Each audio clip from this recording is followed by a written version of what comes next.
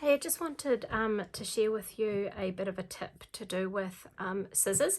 First up is that these little non-stick scissors are the best things for fussy cutting.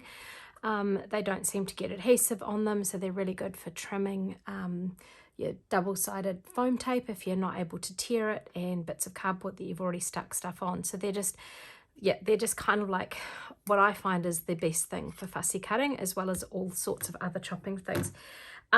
Now I have been chopping Velcro at school, putting things up. We have fabric vertifacing on our walls because we're near an airport, to try and reduce the sound levels in there. So we often use Velcro tape to stick things up that we're going to reuse again and again. But you can see here that they have become really sort of gungy, and now they're kind of actually quite hard to use to cut bits of paper and stuff like that.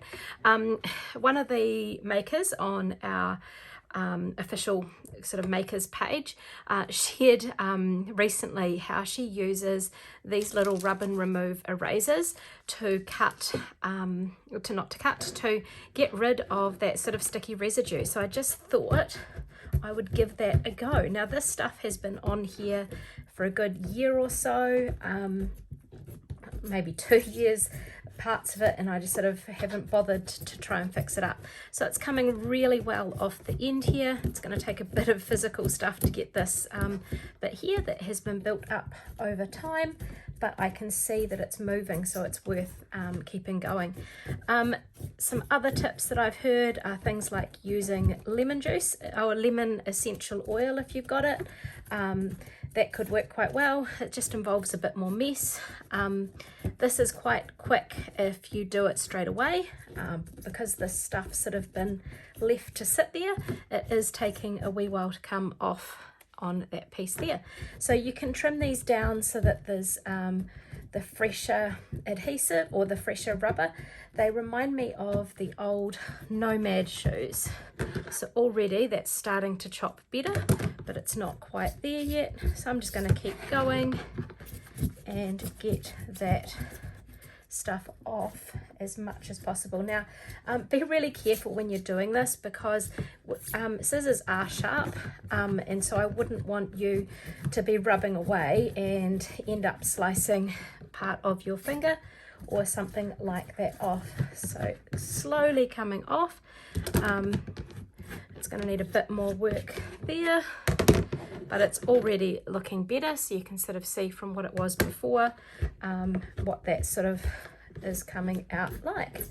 So I'm going to keep pottering away at this, and hopefully I'll have some school scissors back that I can actually chop stuff with, and not just be able to use just the end or just one piece of that.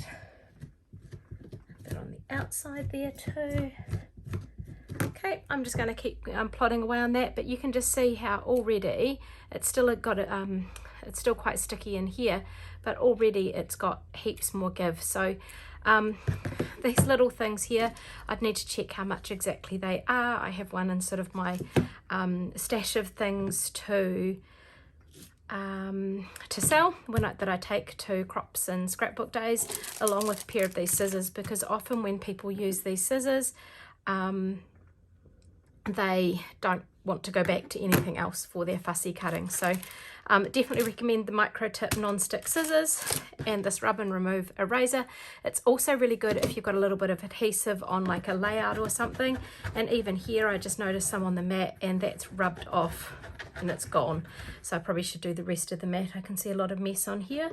I wonder if it gets painty bits off too. Oh look, it even gets my gloss sprays off as well. So yep, the rub and remove eraser.